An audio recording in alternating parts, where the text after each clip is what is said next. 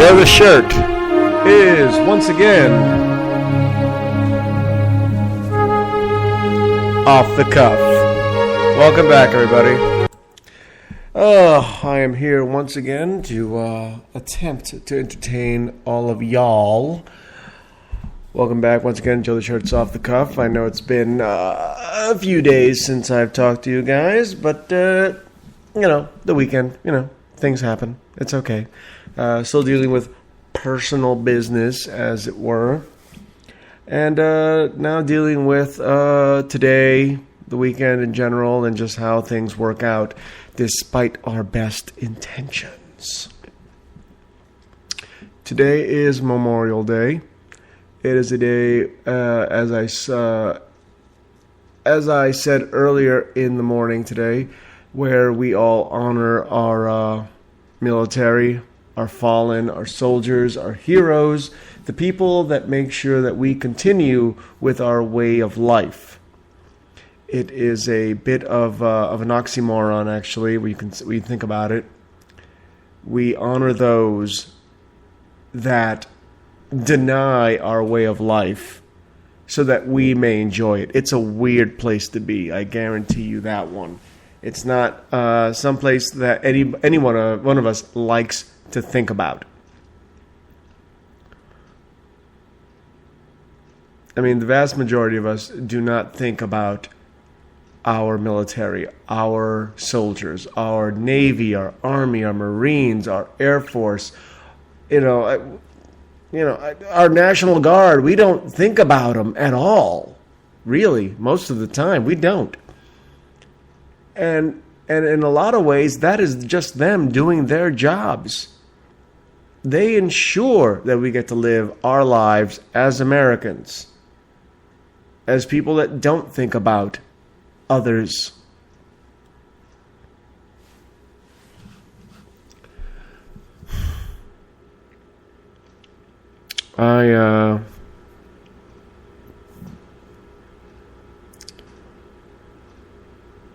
I've often been asked if I love my country.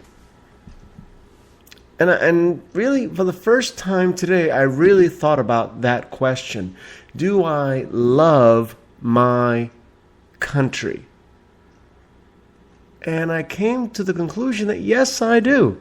I do, in fact, love my country. I love what it stands for. I love what it represents. I hate how often it falls short of what it is we try to tell other people about us. We tend to fall short. Let's be honest with each other. Let's be honest with you, me, and everybody else that's listening. We fall short of the ideals of our own country. We normally do. It's really quite normal. It's regular. It's whatever, and I'm not just talking about just the regular everyday people that are at home. They have jobs, they go to work, they have a wife, they have a husband, they have kids, they take care of what they're doing. We're not just talking about them, but even people that are in the military, the people that are supposed to protect us from all those outside influences, they fall short too. That is not a criticism. That is not a dig on our military. It's not. I admire what they do. I've said it many, many times. I never want to be as brave as these people are. I don't want to be. It's a little too much bravery. It's a little too much heroism. I don't want it. I'm a shit-ass little coward. I'll be the first one to admit it. You can call me as many names as you want. I guarantee you, the names you come up with will never be as good as the ones that come up for myself. So don't tax your brain on it, okay? I know exactly what I am. I know exactly who I am. And I know exactly what I'm capable of and what I'm not capable of. And I know exactly what I want out of life. And I know that I want to not be as brave as the people that serve our country in the military. Those people, way tougher than I ever want to be. Way braver, way smarter, way sharper, way more committed than I ever want to be.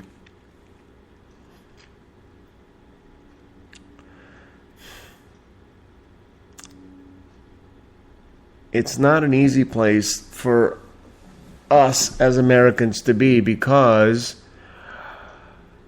it requires sacrifice. And sacrifice is a word that we all use, we all know the definition of, but we don't all experience. Not the way these guys do. These guys, these gals, these ladies, these people that work on making sure that we get to, honor them on Memorial Day by, going to the beach and having barbecue and drinking a lot of beer. And that's what we do. And you know what? That is exactly what they would do if they had a day off from work as well. Nobody parties as much on Memorial Day as much as the military. They deserve it. They deserve the opportunity to just let loose, cut loose, go crazy. Way more than we do. It's at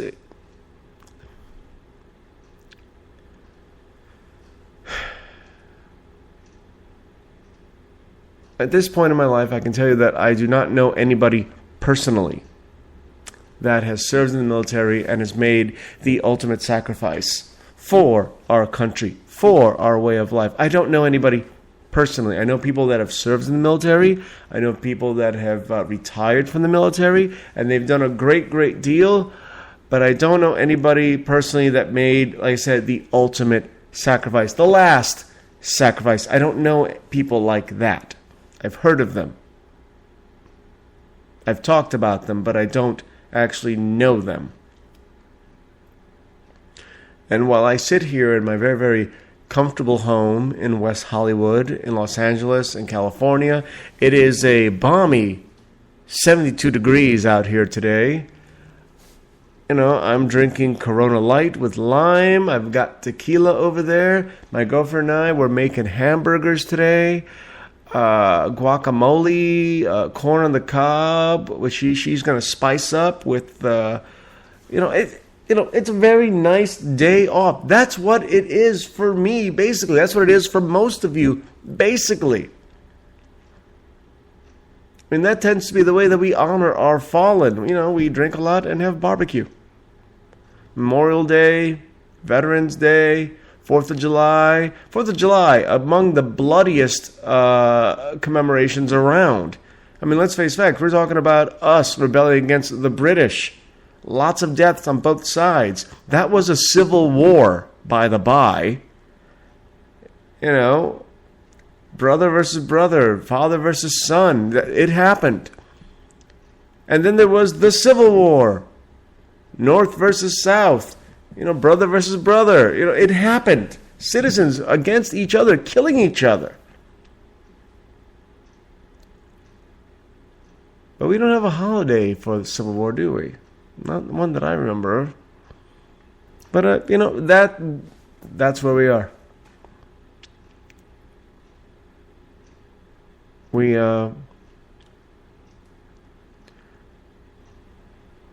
all get together, have a bunch of beer, and some barbecue. Hot dogs, hamburgers, ribs, chicken, potato salad, macaroni salad, coleslaw, French fries. It's what we do.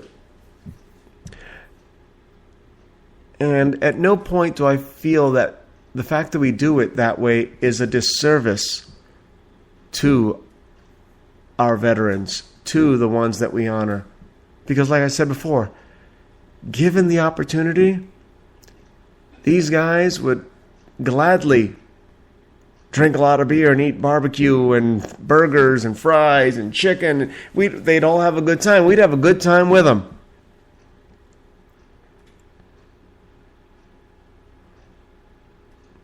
It doesn't dishonor them to drink a lot and have barbecue. It honors them.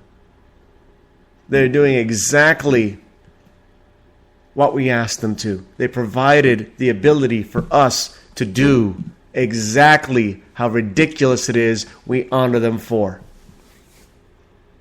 So no, I'm not ashamed of this. I'm proud of it. I'm proud that these guys, these men and women, could provide us with that kind of protection, with that kind of resolve. To let the entire world know, no matter what the fuck it is you do, we will continue to have as much fucking beer and booze and margaritas and vodka and barbecue and burgers and hot dogs and potato salad. We will have all that shit because these guys made sure we can fucking do it. And you can take your terrorism, you can take your fear, your religion, and shove it right up your fucking ass. We don't care. We have people, good people, strong people, better people than most of us, making sure that we can do this shit. And then we go from there. Today's music is brought by 4 different bands. Our first song was called Angels, how apropos, by Anita Frizina. And our next song, again, very apropos, is called The 4th of July by David and the Citizens. I'm Joe the Shirt. I'm off the cuff. I'll be right back. Take care.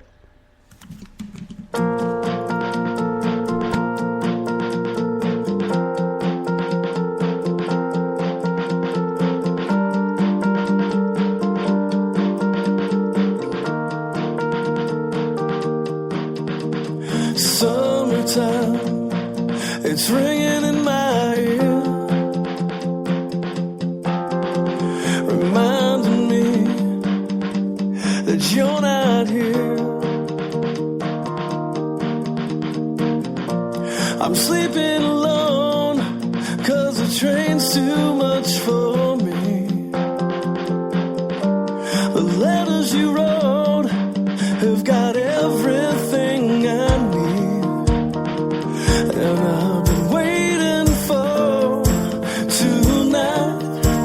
Alright, I've been waiting right here since the 4th of July, holding on to what you said we could try, waiting right here by the telephone line for you.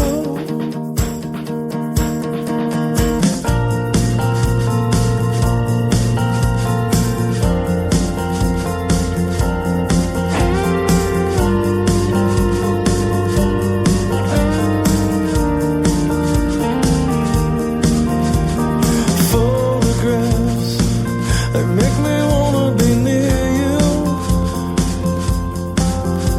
I hope you call just so I can hear you. I'm not giving up this time like cigarettes and summer lines, 'cause you've been moving. And once again, Joe the Shirt is off the cuff. Happy Memorial Day, everybody. Hope you are honoring our veterans the way they would want you to, by enjoying this day. Spend a little time, spend a minute, spend a second, spend an hour, spend all day thinking about them, thanking them for what they've done, and then at some point, forget them.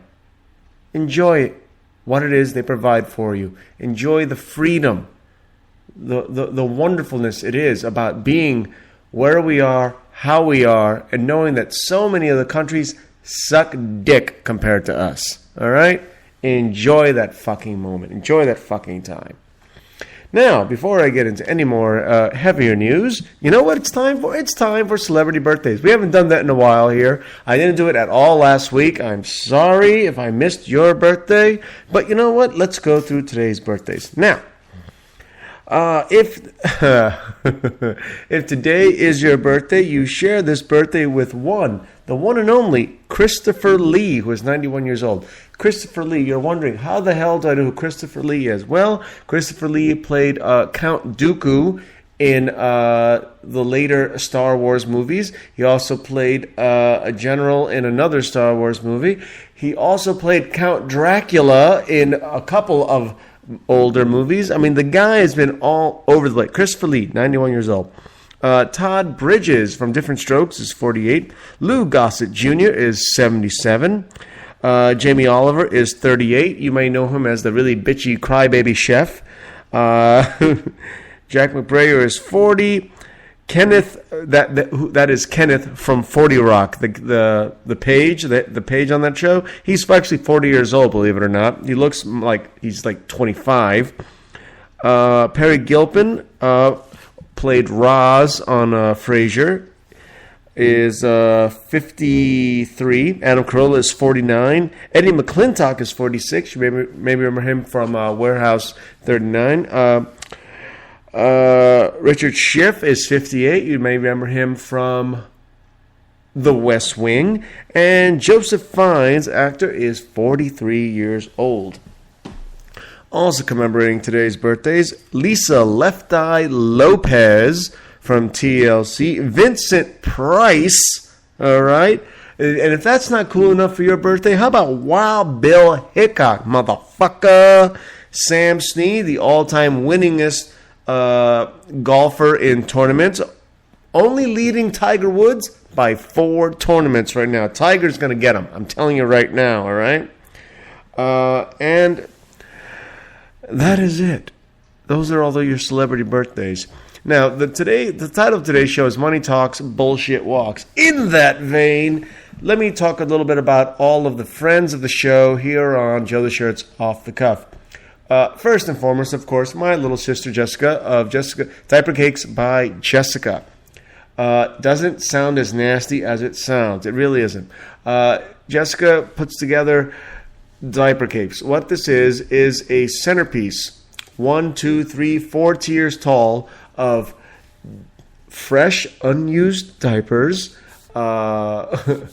baby wipes, toys, just baby monitors, anything that a new or expectant mother, needs to get, her life with a new baby going. Boom, Diaper Cakes by Jessica can put together for you, okay? If you order through her through Instagram, you get about a good 15% off, so check that out. Also, guys, we're in the last couple of weeks of Train Spotting, the play by my friend Justin Zachary over at the Elephant Theater right here in Los Angeles. Tickets are, I believe, $20 Fridays and Saturdays, and then $15 on Sundays. Check that out, like 2 weeks left. So please, go for it, all right? My buddy Wesley Avila continues his Gorilla Tacos downtown. Check him out. Gorilla Tacos by Wesley Avila, all right? There's also my good friends Gucci Gucci Boom. Gucci Boom. I love her, I really do. and Red, good God, I forget Red's name. Her actual name is really Jessica. They own and operate Calliope Canned Commodities. If you like pickles, if you like jams, boom, they're the way to go, all right? Those are friends of the show and people I'm plugging today, making sure I haven't plugged them in a couple of weeks, so, my bad. And now, back to Money Talks and Bullshit Walks here on Joe the Shirt's Off the Cuff. Now, the other day I was talking a bit about the tornado that hit Moore, Oklahoma. Big, gigantic, devastating tornado. We're talking about something that was almost 1.5 miles wide and touched on the ground for a good 50 minutes, almost an hour, 50 minutes, that just dug through the earth for a good 17 miles. I saw the pictures. We're talking about areas 5 blocks wide and beyond, just destroyed. Almost 3,000 homes, almost 100 deaths. We're talking about just a big, big, big, major catastrophe. And one of the things I talked about a lot was, most of the time, and I'll be the first one to admit this, is we really don't care. You know what? You can go around making believe you care, but you really don't. You don't do anything. You don't contribute. You don't donate. You don't pledge money. You don't donate money. Most of us do not do anything, and I include myself in that. I'm not better than anybody else. I'm a fucking shithead, all right? I'm a piece of shit, and I know I am. But that is not the point of this particular portion of the show. Money talks, bullshit walks. And I will give it to you in very simple terms. The NBA, the National Basketball Association, one of my favorite associations because I love basketball, my favorite sport, has donated $1 million to the More Tornado Relief effort. Pretty impressive. All right, the NBA, $1 million. Of course, across the NBA, $1 million doesn't really seem like much. So then we go down to the Oklahoma City Thunder. The Oklahoma City Thunder has donated $1 million of their own money for the relief effort in Oklahoma. Whoa, that's pretty fucking impressive. I got to tell you, that's really something. I mean, of course, OKC has got like $100 million payroll and assets, so it doesn't seem like $1 million is a whole lot of money. I mean, more money, comparatively speaking to the NBA, but they're contributing, they're donating, right? They're doing their part. And the reason OKC and the NBA are doing their part can be attributed to one man, Kevin Durant. Kevin Durant plays for the Oklahoma City Thunder. He's not from OKC. He is an adopted son. He lives there, he plays there, and he believes in where they are, even though him and his team are no longer in the playoffs. You know what Kevin Durant did? He donated $1 million of his own money. He's not the highest paid player in the NBA. He's up there. Don't get me wrong. He's up there. He's got, he's sitting pretty. Don't worry about that. But for a state that he adopted, for a state that he went to and he made his home, he's trying to make his franchise, he donated $1 million of his own money, which translated into OKC, the Oklahoma City Thunder, donating $1 million, which translated into the NBA donating $1 million.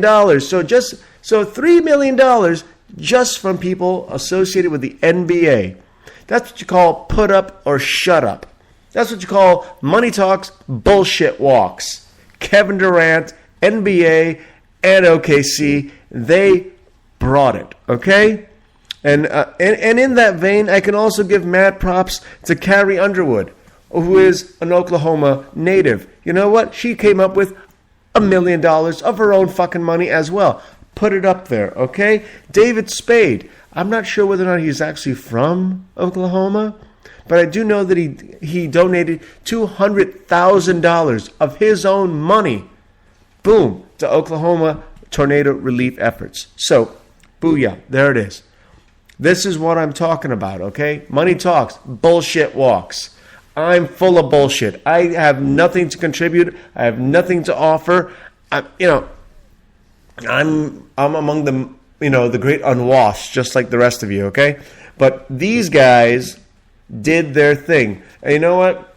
Maybe $1 million isn't a big deal to the NBA. Maybe $1 million isn't a big deal to the Oklahoma City Thunder organization. But $1 million to Kevin Durant is a big fucking deal. $1 million to Carrie Underwood is a big fucking deal. And $200,000, David Spade, you know what? That's a big fucking deal to you too, okay? You're not living high in the hog. You're not living ridiculously beyond your means. You are an actor. You are a comedian. And you came up with money. You know what? Mad props.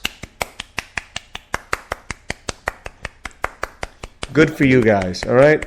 I'm impressed. It's way more than the vast majority of people will ever do or would do if they could. We all like to think about what we would do if we had the money.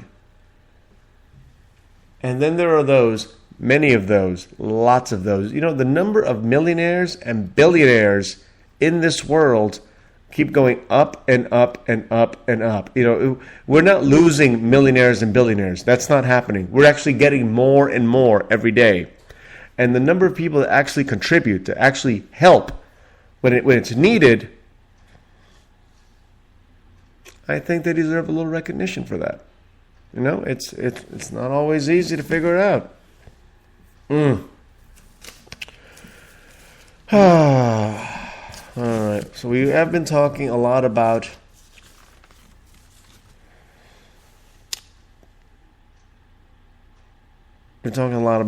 people, our veterans, our people that made sacrifices, contributed, worked to preserve our way of life. Now, among them, celebrities that actually served in the United States military, you know what? There are quite a few more than you might think. Among them, people that served in the U.S. military that are actually on the famous side.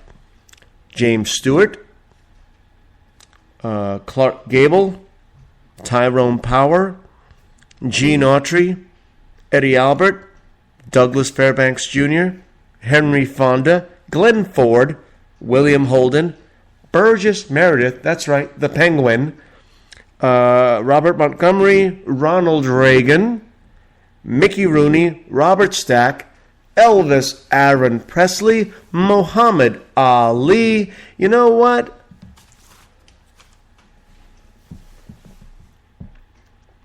We're talking about people that could have very easily gotten out of service. And they could have just said, you know what? I got friends in high places. Can I get out of this? I really don't want to, risk my voice or my acting chops or my face. No, these people served. They actually went on missions. They risked their lives, despite being famous enough to really have gotten out of it quite easily. But they did it anyway. Also among them, look at this.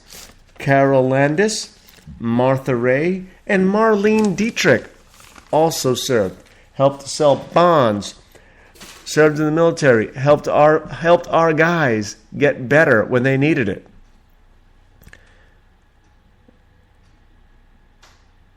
I don't know what it takes to be a hero.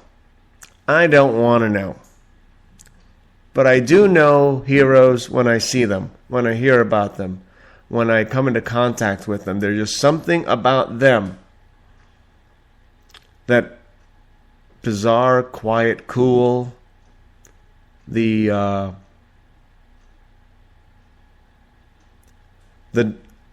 diverting of attention from themselves, whatever you want to call it, whatever you want to see about them. You know who they are when you encounter them. And I'd like to think that despite how great they are, that you take the time,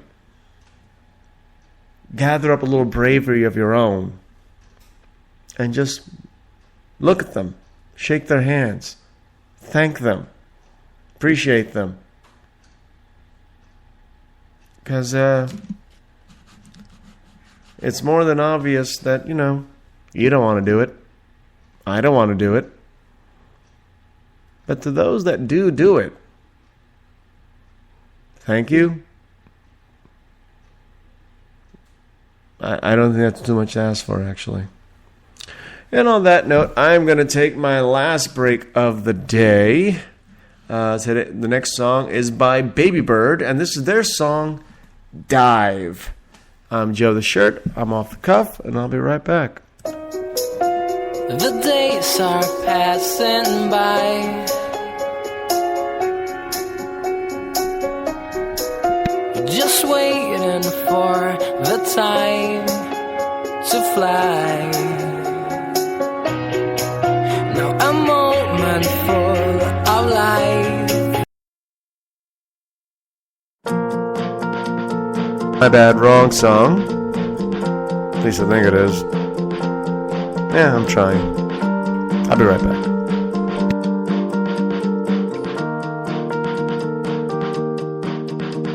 Summertime, it's ringing in my ear.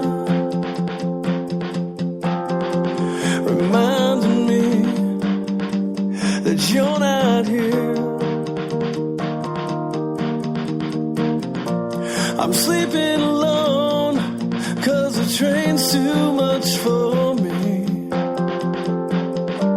The letters you wrote have got everything I need, and I've been waiting for tonight. Alright, I've been waiting right here since the 4th of July, holding on to what you said we could try, waiting right here by the telephone line for you.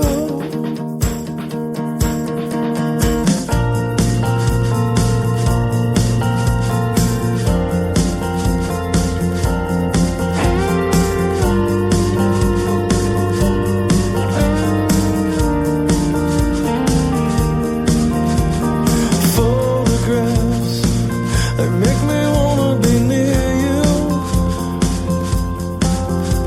I hope you call just so I can hear you.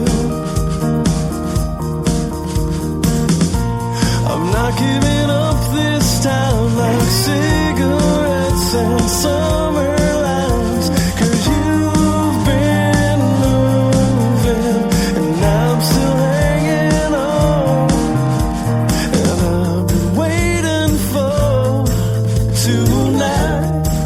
Alright, I've been waiting right here since the 4th of July, holding on. And Joe's shirt is once again off the cuff. It could be that I may have rerun a song. It happens. Oh my god. So let's go through some quick news stories. We don't have too much time left, so let's go through them. All right. Now, some of you, actually a lot of you, probably watched the Indy 500 yesterday. It being one of the most prestigious races in the world. It is a 500-mile race, 200 laps in open wheel Formula One cars. It is the most incredible display of guys driving 200 miles per hour and making a left turn in the world.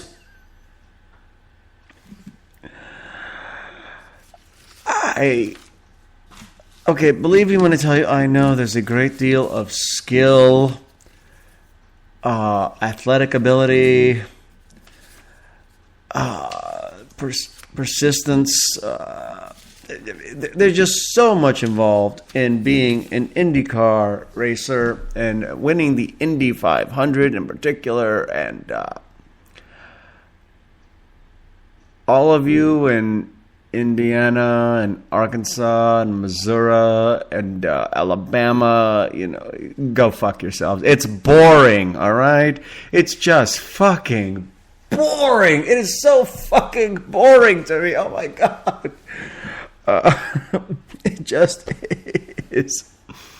In case you did not watch Indy 500 like I didn't, the winner was one Tony Kanaan.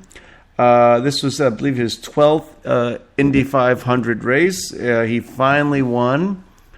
A few things I didn't know about the Indy 500 up until today. For instance, the winner gets to have his very own free bottle of milk after he wins. This is something that was started, I believe, in the 1940s. One of the winners, was offered any drink he wanted. He asked for buttermilk. He got buttermilk, and then a local dairy realized the potential for advertising and began to offer, free milk to the winner of the race every year. They have their choice: full, 2%, 1%, or skim milk. Yeah. You know what? I kind of understood champagne. Definitely understood beer.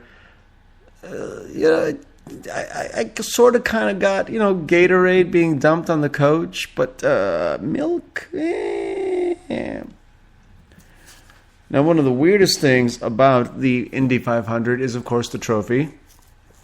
One of the most prestigious and coveted trophies in all sports is, if you look at it, it looks like it's got a bunch of little weird nubs all around it. It turns out each of those nubs is actually a carved face of previous winners, which is actually a little creepy. I'm going to tell you right now.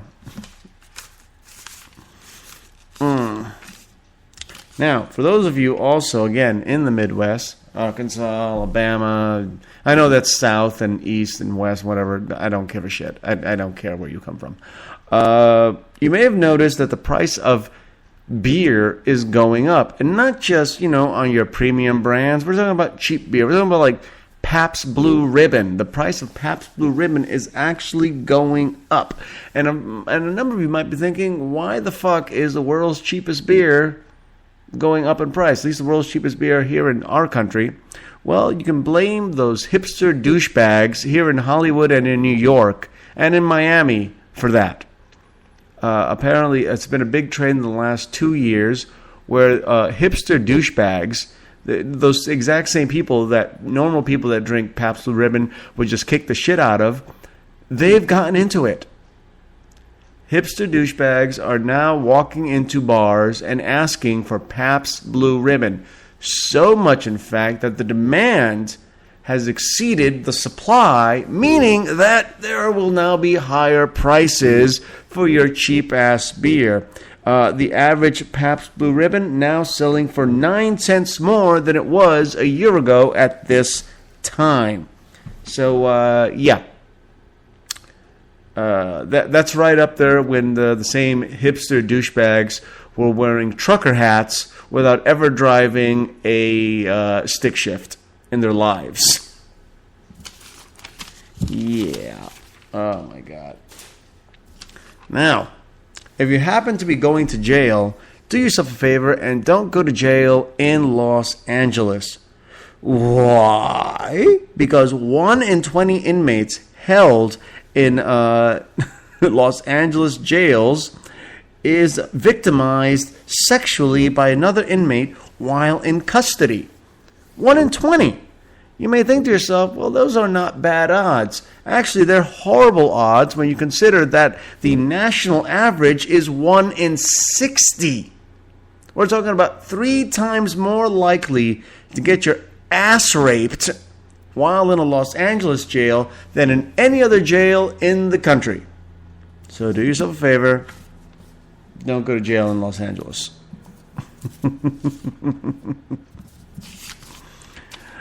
Let's see. Okay, hold on. Let's see. Oh, here we go. Now, here in Los Angeles again, we've been enjoying our mayor Villaraigosa for quite a few years now. Well, he's on his way out. He's done. We have new mayor-elect Garcetti.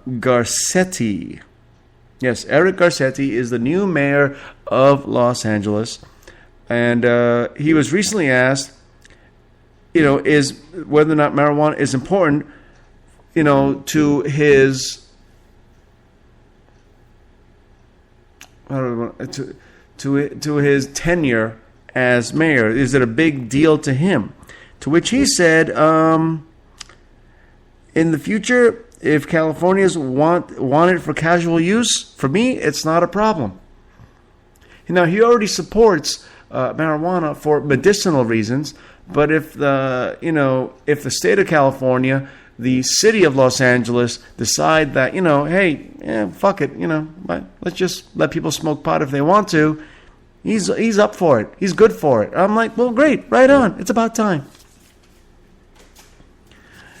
Now, a long time ago, I posted a show that said that the French hate the gays.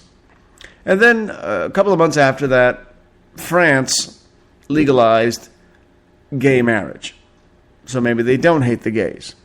Well, it turns out, as a matter of fact, they still do. A lot of French still do, in fact, hate the gays. Tens of thousands of people protested against France's new gay marriage law in central Paris, and police clashed with right-wing demonstrators. Now, the law took effect more than a week ago, but organizers decided to go ahead with a long-planned demonstration to show their continued opposition as well as their frustration with President Francois Hollande, who had made legalizing gay marriage one of his keynote campaign pledges in last year's election. According to this, Interior Minister Manuel Valls said police had arrested about 100 far-right protesters who refused to leave after the demonstration ended. Yes, violence in France, because the French, once again, hate the gays. Now, in this world of ours, where we are divided by the haves and the have-nots, there's a big have and have-not issue going on right here in California, especially when it comes to California beaches. Now, when most people think about California beaches, they envision miles and miles, hundreds, thousands of miles of beach, which California does in fact have. California, as far as the United States goes, has one of the biggest coastlines, one of the biggest beach areas in the entire United States. It's huge. It's ridiculous. And it is available to the vast majority of people. Most of it is. The problem being that the rich do not like to share the good things in life. Among these would be Malibu, also known as Billionaire's Beach. Now, there are a lot of people that live in Malibu, a lot of people with a lot of money. We're talking about literally billionaires, okay, that they buy houses, they buy property with beachfront property is what they get. Now, a lot of people seem to think that these are private beaches. They are not. These are beaches meant for the public. But these people that own property adjacent to the beachfronts continually to make it difficult for the rest of us to go on these beaches. They will do very, very illegal things. They will post they will post no parking signs in free to park areas. They will park trespassing signs in areas where it's perfectly legal for other people to walk through. They will put up gates. They will lock gates. They will put up trespassing signs. They will hire private security to scare normal people away from using free beaches to all. According to the statutes involved in these public beaches, homeowners must allow for free entryway to the beaches every 1,000 feet, which would account for about 200 access points for the general public. How many are there actually? 17. Now, add to this that beaches are, in fact, public property. It belongs to the local governments. We're talking about cities, states. But then people who own property adjacent to the beach, bordering the beach, you know what they do? They build lawns and put up fences and gates on public property and then call the cops if you happen to sit on this public property claiming that it's their own private property. Once again, the rich get richer, the poor get prison, and we get to suck it. And that is my time for today. I've got a lot of eating and drinking to do. Thank you for listening. This last song is by Chief Digger and his song, The Gambler. I'm Joe the Shirt. I'm off the cuff. Thank you for listening.